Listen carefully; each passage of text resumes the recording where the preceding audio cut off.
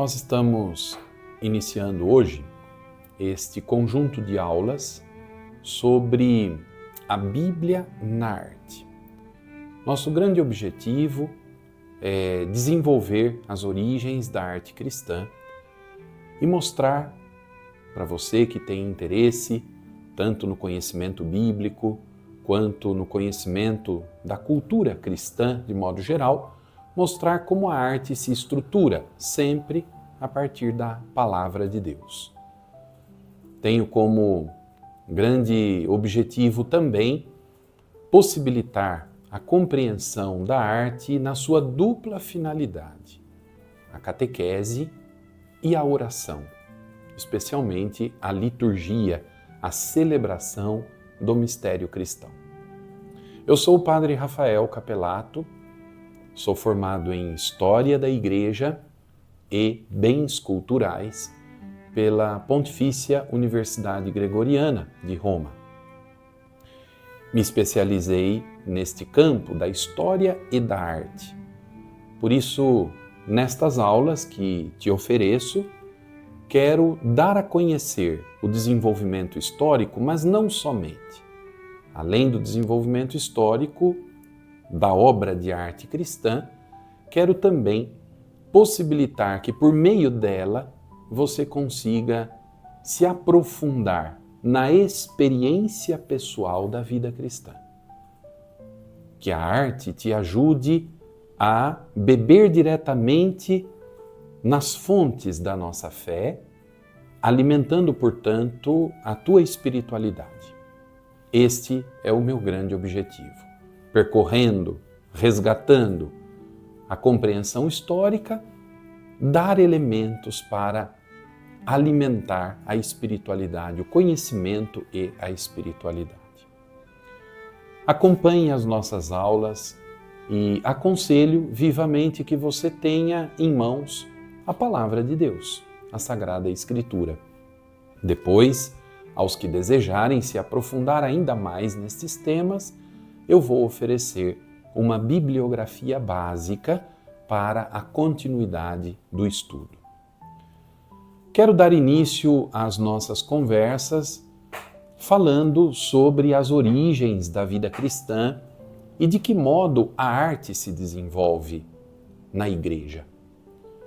Nós bem sabemos que no Antigo Testamento, especialmente ali no livro do Êxodo, nós encontramos o que chamamos de proibição mosaica ao que se refere à produção de uma obra de arte. Esta proibição mosaica, porque vem de Moisés, está compreendida na lei, dada ao povo de Israel, está justamente este veto. Não farás para ti imagem alguma de Deus. Pois bem, algumas pessoas até convivem com um drama, um dilema pessoal. Se está na proibição dada a Moisés, de que se faça uma imagem de Deus, por que é que na tradição cristã católica nós temos o costume da representação por meio de imagens, escultura, pintura, mosaicos, vitrais? Por que é que nós representamos as figuras, sobretudo, de Jesus Cristo, da Virgem Maria, dos santos, dos anjos? Por que é que o catolicismo abraçou esta prática?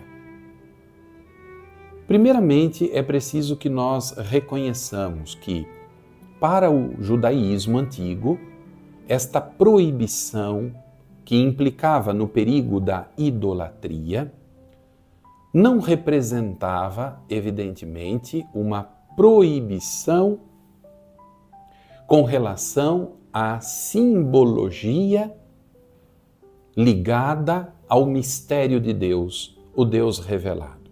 Explico. A própria Arca da Aliança tinha no seu propiciatório, na tampa superior da Arca da Aliança a representação de querubins, e isto por ordem do próprio Deus. Quando da construção do Templo de Salomão, os artistas foram reunidos, chamados a oferecerem o melhor de seus talentos para a produção de toda uma decoração do espaço entendido como santuário, casa de Deus. Portanto, havia uma arte no ambiente judaico. O que não se podia incorrer era na idolatria enquanto culto dos deuses de outras tradições, de outras culturas, de outras civilizações, na sua maioria politeístas, que conflitavam com a fé no Deus único, a fé de Israel. Este esclarecimento primordial é muito importante. E verdade seja dita, a tradição judaica, ao longo da história, também produziu todo um aparato simbólico de representações, não é, da própria identidade de fé. O cristianismo, logo do seu nascimento, brotando do tronco do judaísmo, e sobretudo depois do ano 70 depois de Cristo, com a chamada destruição do templo na Guerra Judaica e uma diáspora, uma dispersão, não é? Seja da comunidade judaica, da sinagoga, seja da comunidade, da nascente comunidade cristã, o cristianismo começa a conviver, assim como também o judaísmo, com ambientes de cultura grega, greco-romana. Ora, nós bem sabemos, para os antigos gregos e romanos, a representação artística, sobretudo as esculturas clássicas, assim chamadas, eram muito abundantes.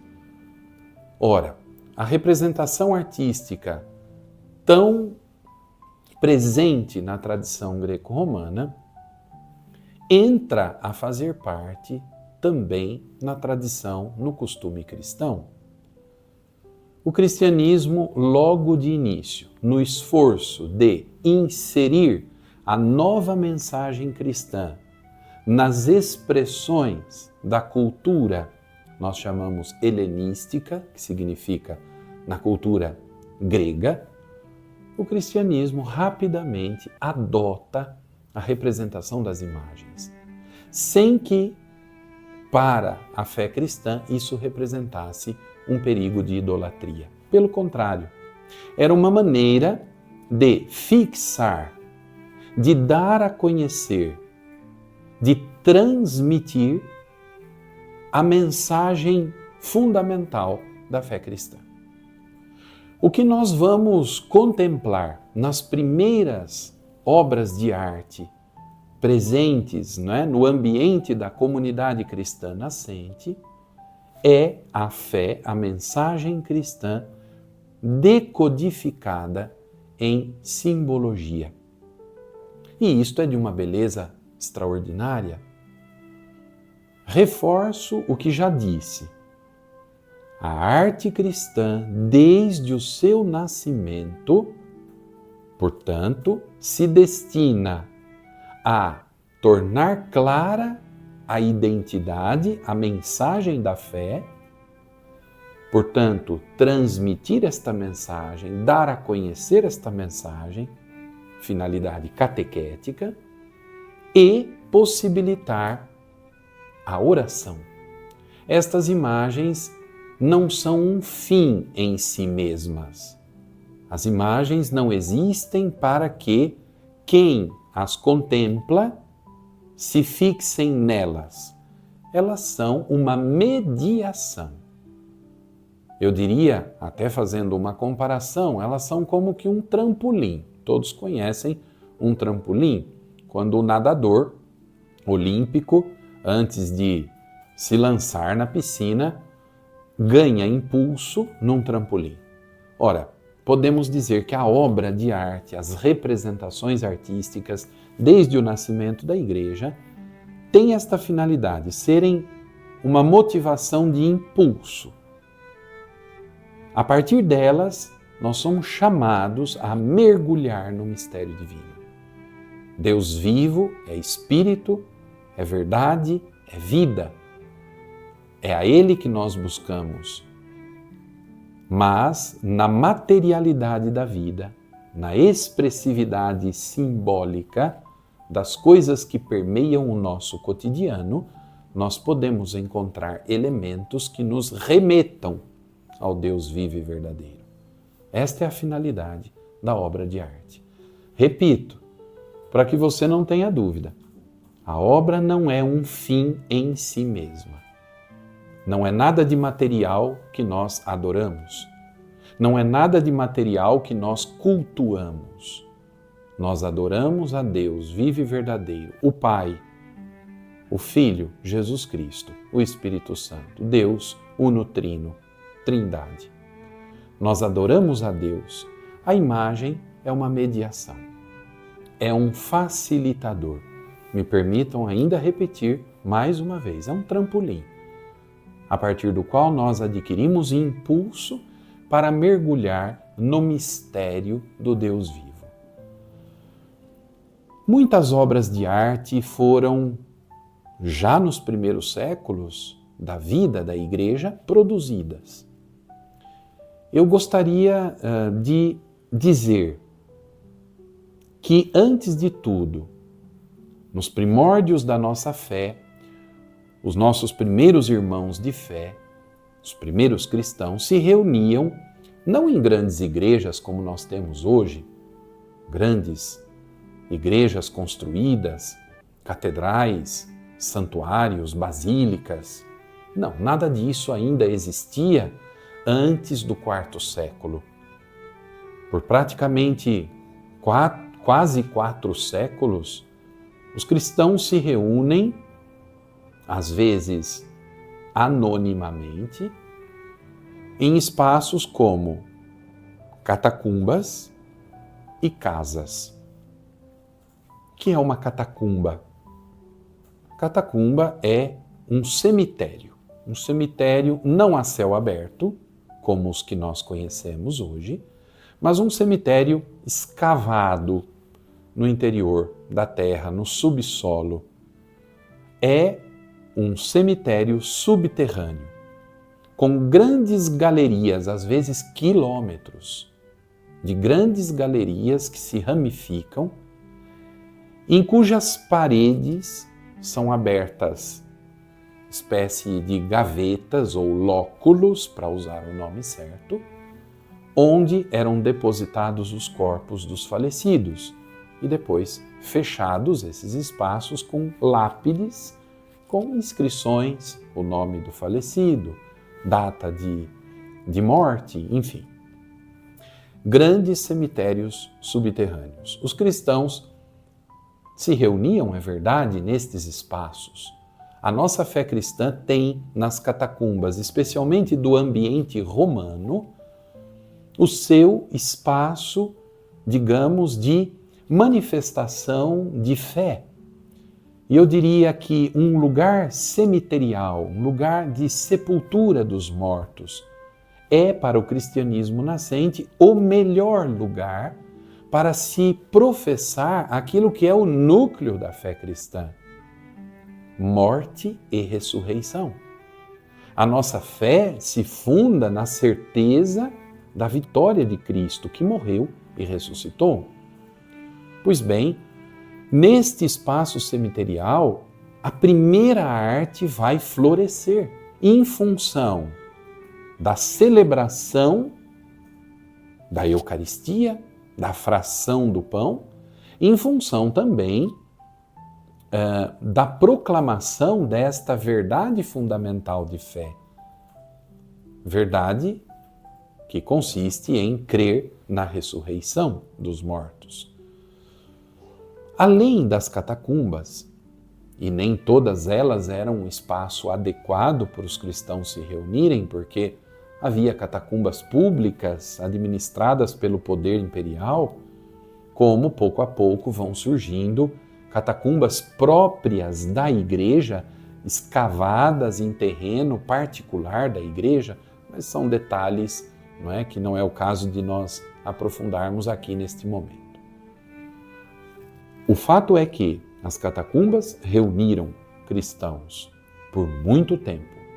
Além delas, a casa é outro espaço extraordinário de encontro, de convivência, de reunião dos cristãos. Primeiramente, a casa de família, como qualquer um de nós pode abrir suas portas para receber um grupo de afinidade de fé, um grupo para a oração, para o encontro, para uma reunião.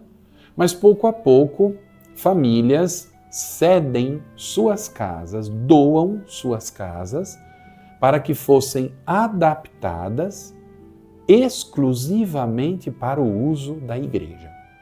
É o que nós chamamos de, no latim, domus ecclesiae, traduzindo a casa da igreja. Entenda, a casa da igreja já não é mais casa de família. A família já não mora mais ali. A família doou a sua casa para que, adaptada às necessidades catequéticas e litúrgicas, abrigasse as reuniões da comunidade. Também nessas domus ecclesiae, nós vamos encontrar o florescimento da primeira arte. Eu quero mostrar para você, a modo até mesmo de exemplificação de tudo isso que eu estou dizendo, duas obras. E espero que você acompanhe a minha explicação visualizando essas imagens que são disponibilizadas aqui na nossa aula. A primeira imagem, muito simples e muito, ao mesmo tempo, profunda no que ela representa. Trata-se do que, na história da arte cristã, desde as origens, ficou conhecido como peixe eucarístico. Trata-se de uma pintura feita em uma das paredes da catacumba de São Calixto. Devo dizer que a catacumba de São Calixto é justamente a primeira em Roma construída num terreno adquirido pela própria Igreja de Roma. Então ali nós estamos falando de uma catacumba privada e não pública, administrada pelo Estado, mas sim administrada pela própria Igreja. E nós temos na cripta de Lucina esta figura muito interessante, bastante conhecida, bastante divulgada. Observem comigo, nós temos a imagem de um peixe muito bem pintado, de maneira bastante clássica, e ao mesmo tempo, quase como que se sobrepondo ao peixe, um recipiente com 5 pães. Alguns já disseram, trata-se de um cesto com 5 pães, mas se nós observarmos bem, não é um cesto. Nós temos aqui um recipiente transparente, de vidro. E temos no interior deste recipiente um conteúdo de cor vermelha. É evidente que esta figura nos remete ao mistério eucarístico, porque temos aqui um recipiente com vinho, assim como 5 pequenos pães. Pão e vinho. A matéria da Eucaristia desde sempre, desde Cristo. A comunidade cristã que se reúne celebra a Eucaristia. Nos primeiros séculos, a celebração era conhecida como fração do pão, para fazer alusão direta àquilo que o próprio Cristo fez.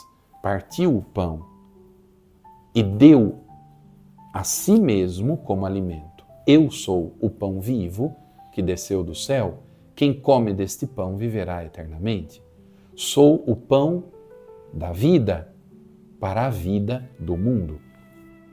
Na última ceia, Jesus institui a Eucaristia, selando como que um compromisso, selando como que um testamento com os seus discípulos.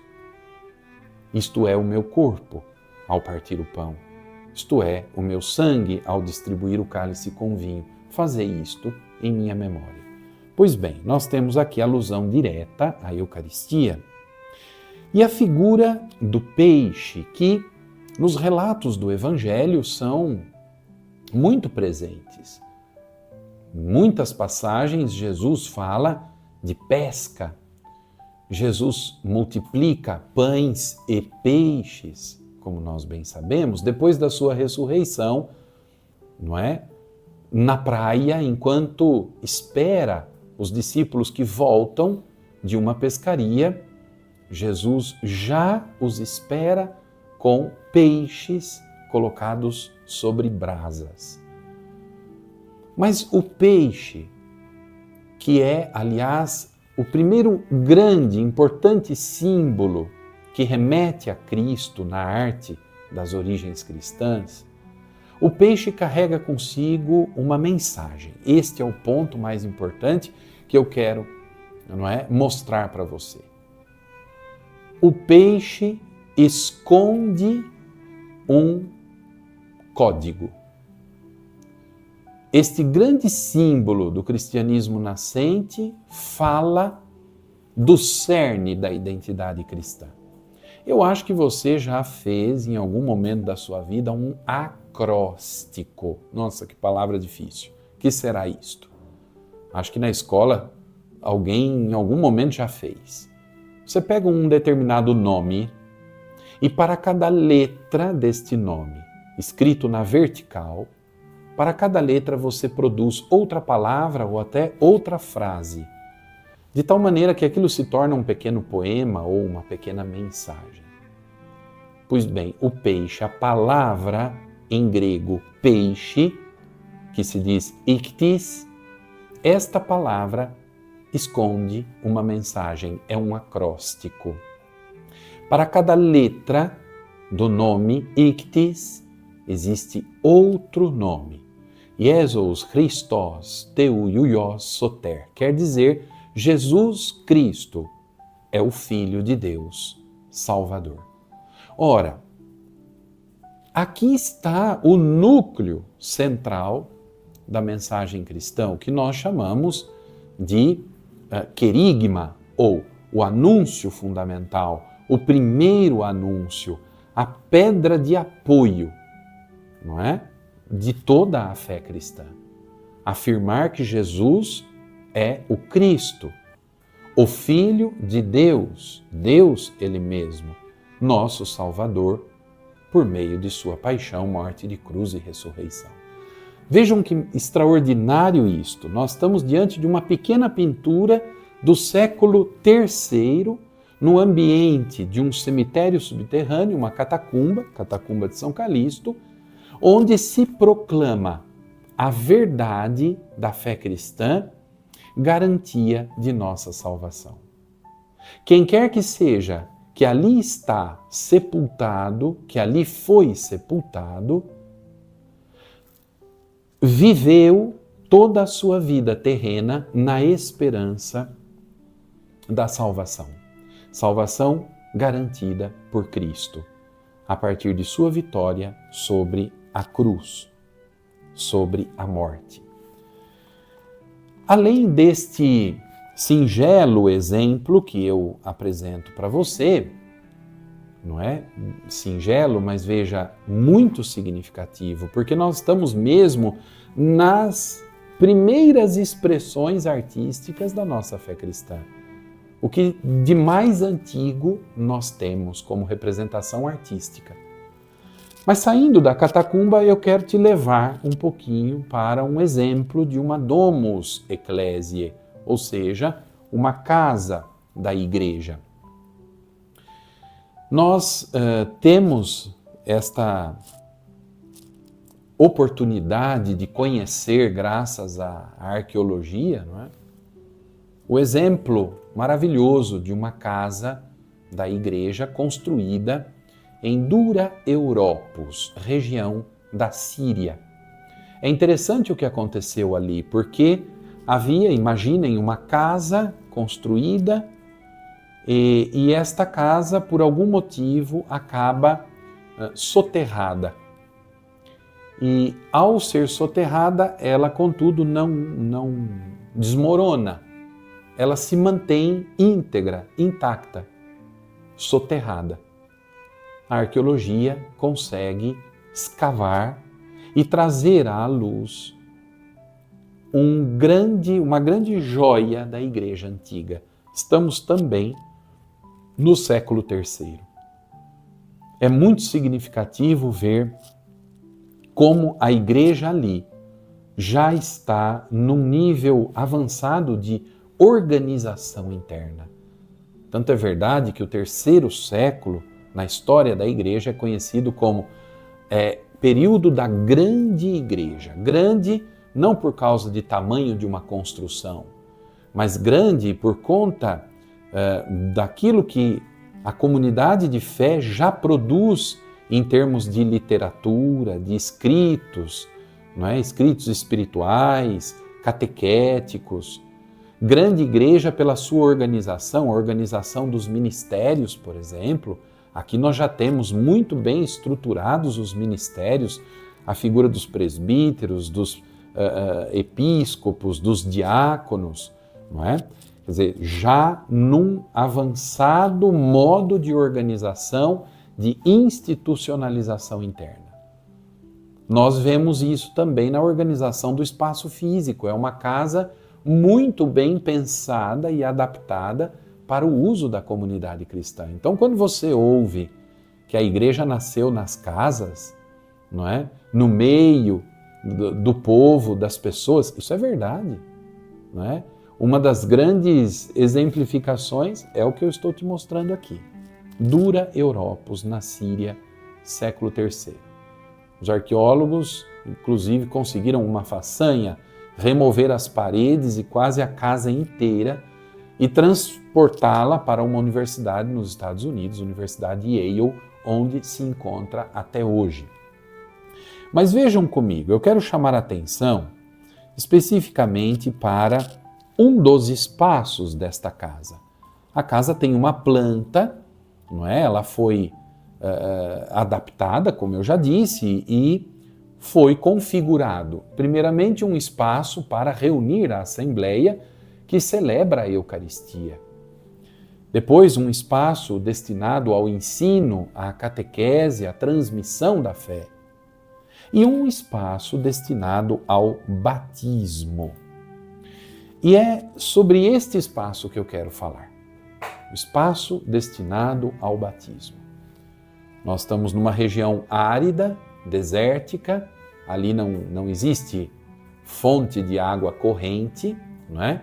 Então, para aqueles que criticam, não é, a Igreja Católica, porque o batismo deve ser por imersão nas águas, nas fontes das águas, não nos esqueçamos, desde as origens se praticava também o batismo por infusão, ou seja, derramando água na cabeça da pessoa, sobretudo em áreas como esta, de aridez, de ausência de rios caudalosos, de fontes abundantes de água.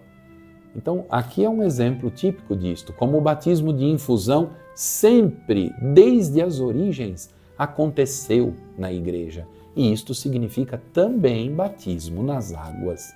Da mesma forma, ninguém batiza sem água, não é? Isto é bastante óbvio. E sempre o batismo em nome da Trindade, em nome do Pai e do Filho e do Espírito Santo. Isto é bíblico. Ide pelo mundo inteiro, batizai em nome do Pai e do Filho e do Espírito Santo.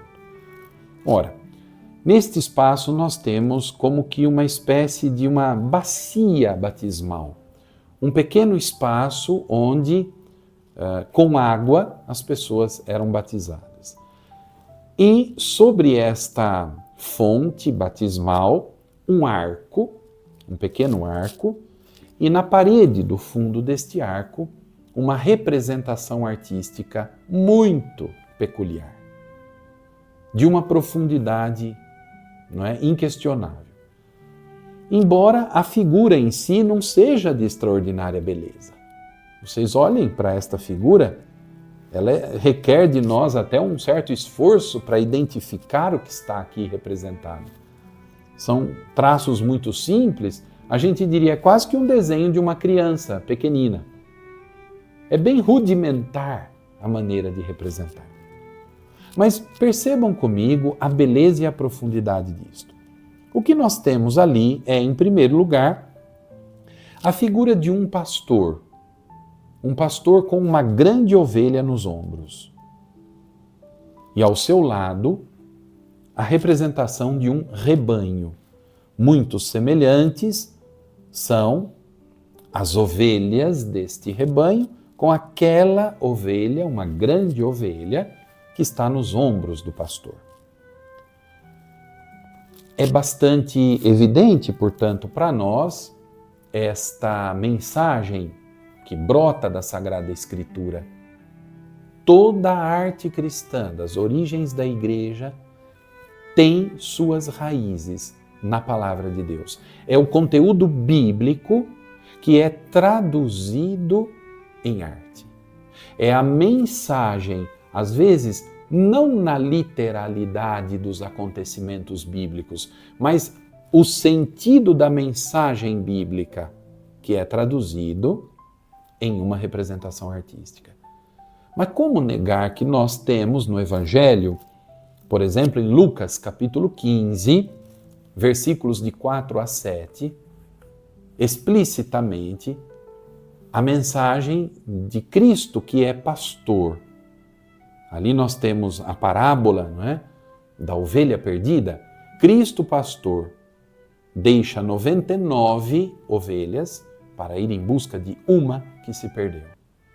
Se vocês repararem comigo, um pouco abaixo da figura do pastor, nós temos ali duas pequeninas, diminutas figuras, um homem e uma mulher.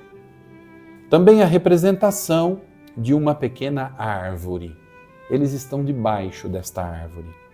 Não é preciso muito esforço para chegarmos à percepção do tema desta iconografia. Nós estamos aqui com a representação de Adão e Eva.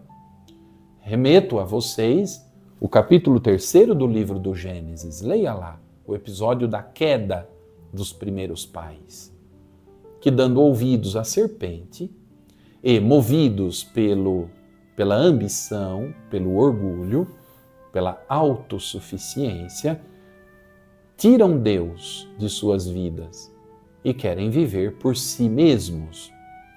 Ora, a origem do pecado é o que está representado de modo bem pequeno aqui aos pés deste bom pastor. A mensagem para nós, então, no conjunto desta obra de Dura Europos é muito clara. Não é preciso muito esforço. Cristo é o bom pastor, o Filho de Deus que, vindo a este mundo, veio salvar, resgatar, perdoar o ser humano que caiu vítima do pecado desde os primeiros pais. Extraordinário que esta grande mensagem bíblica e teológica esteja ambientando o espaço do batismo. Ora, o que é o batismo para nós, na minha, na sua vida? O que é? Se não participar da filiação divina, tornar-se filho de Deus, por meio de Cristo Jesus, que morreu e ressuscitou por nós, dando-nos a salvação. E ao mesmo tempo a pertença à Igreja. Nós todos sabemos que o batismo trouxe para nós o perdão do pecado, apagou a mancha do pecado original, o pecado das origens, pela graça batismal. Pois bem, então aquele que passa pelas águas do batismo tem consciência de que é perdoado da mancha do pecado original e por meio de Cristo que morreu e ressuscitou, atinge a salvação, e passar pela fonte da água batismal por si só já é expressão de morte e de vida. Afogar o homem velho para deixar nascer o homem novo segundo Cristo. Isto é extraordinário. Então, esta figura do bom pastor, da ovelha e a figura de Adão e Eva, numa única cena, são estas figuras para nós expressões da mensagem bíblica e ao mesmo tempo da grande mensagem proclamada pela vida cristã. Para terminar esta nossa primeira aula, eu quero em resumo dizer: a arte cristã das origens nasce da Bíblia, nasce da palavra de Deus. A mensagem é uma mensagem explicitamente bíblica, como vimos no peixe eucarístico, como vimos aqui neste bom pastor de Dura Europos. A arte do cristianismo nascente, ao mesmo tempo, é uma arte que expressa com toda clareza, a máxima simplicidade e clareza, o núcleo da vida cristã. Crer em Jesus Cristo, que é o Filho de Deus, nosso Salvador, e aderir a Ele por meio do batismo. Isto é a vida cristã. Eu espero que esta aula tenha te ajudado, que você tenha gostado e que ela possa alimentar o teu coração com o conhecimento, mas não é só a razão que importa, também com a experiência do coração. Que conhecendo as origens da nossa fé, nós nos sintamos abrasados, ainda mais motivados a seguir os passos de Jesus nesta longa história da nossa igreja. Me acompanhe, compartilhe este conteúdo, não é, que você recebe nesta aula e acompanhe as próximas aulas, não é, acessando o nosso canal YouTube da Paróquia Bom Jesus de Piraporinha. Um forte abraço, que Deus te abençoe.